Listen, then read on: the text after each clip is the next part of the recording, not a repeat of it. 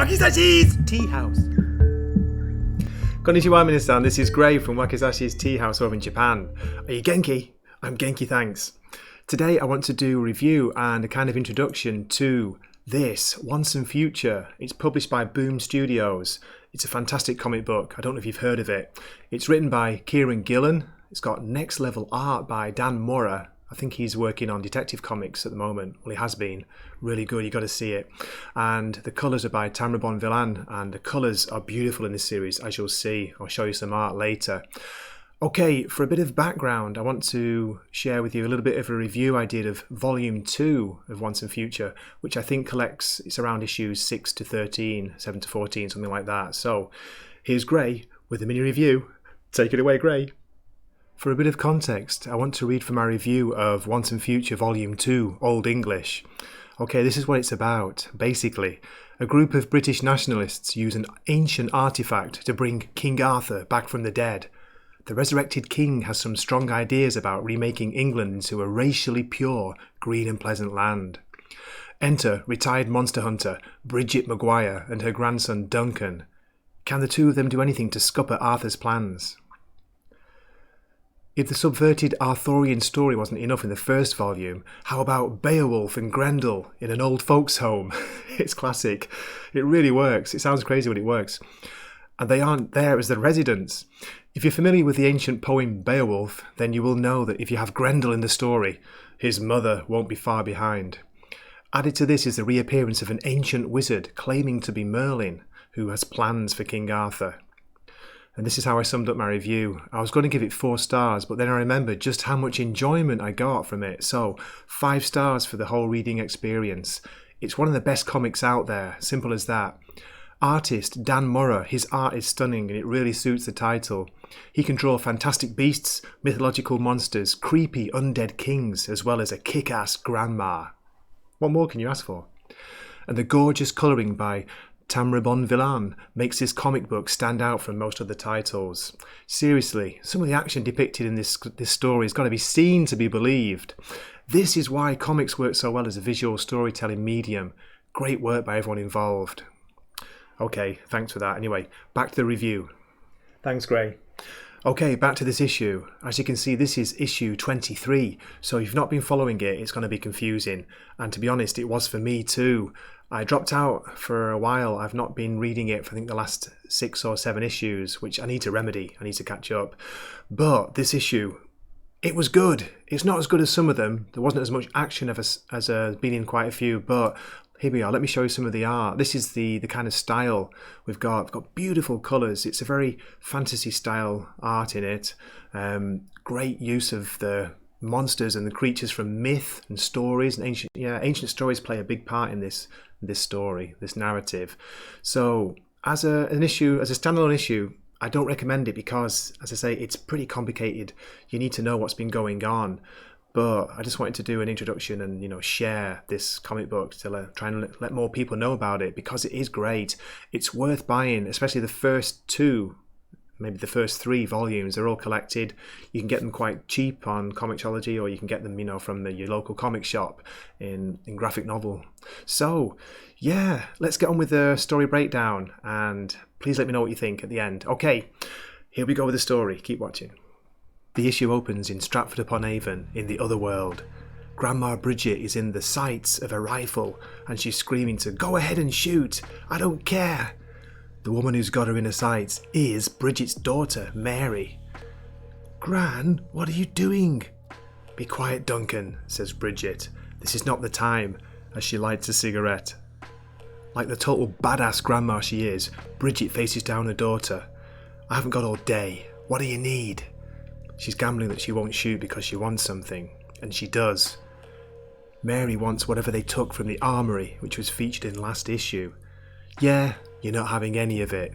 And then, Grandma Bridget pulls out a detonator and threatens to blow the whole thing up. Mary can't believe she'd do it. The value of the wonders that the armoury contains is priceless. Mary lowers the gun and orders them to sit down. That was amazing, says Duncan's girlfriend Rose. But Bridget's not getting her hopes up yet.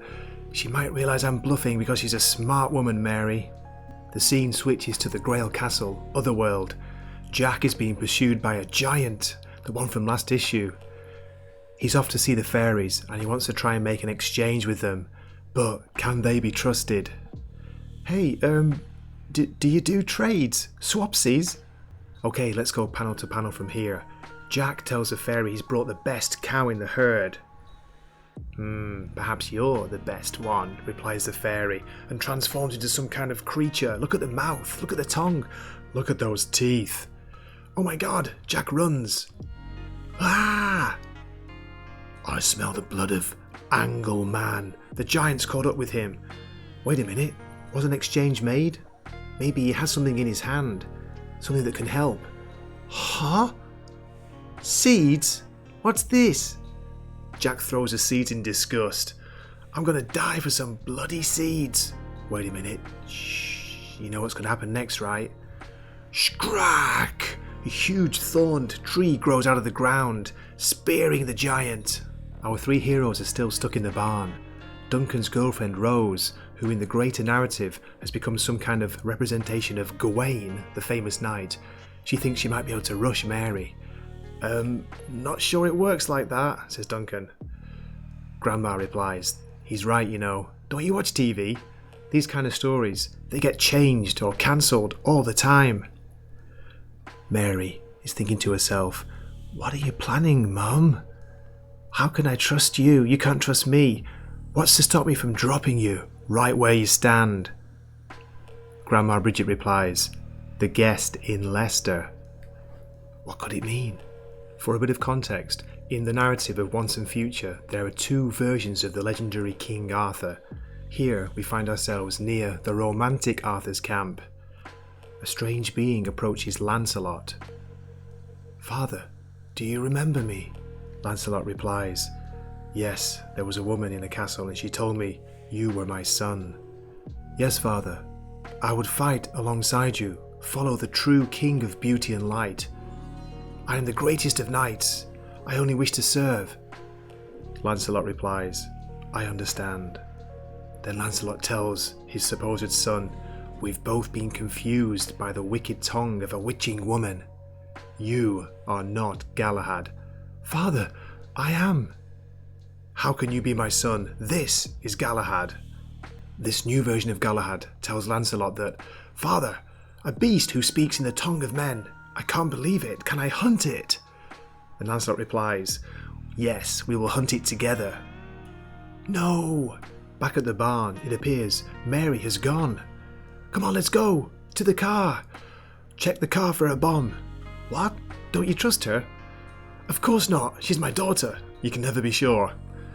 The car is all clear. Come on, let's go before she changes her mind. Next stop, Leicester. The scene then switches to Camelot in the other world, and we catch up with the other Arthur and Merlin. Arthur asks, is Galahad victorious? No, he runs. Then Arthur declares that it's time to lead his forces forth. The battlefield is chosen, east of Bath. No, my lord, the fields are called Badon. Merlin tells Arthur he's had visions of his death. Then the land dies too. Not again. Not again. Bridget, Duncan and Rose arrive in Leicester in the other world. They're seeking a monster. Bridget tells some of his story. He, along with Beowulf and Arthur, all the rest of them, got trapped in a manuscript. Who knows who pulled it off? He was once a god, then he became a king. To the whole world, he's a guy, a fictional guy in a story. The water god, Lear, no more.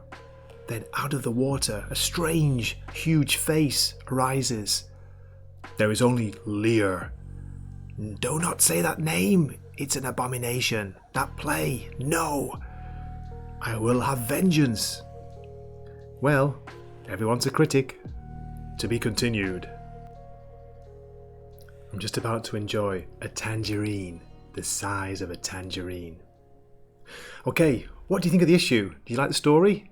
Are you confused? I know I am. What do you think of the art? Please let me know in the comments. Okay, as always, thanks so much for watching. This is Gray from Wakazashi's Tea House signing off, saying matane. See you. Wakazashi's Tea House. Please subscribe.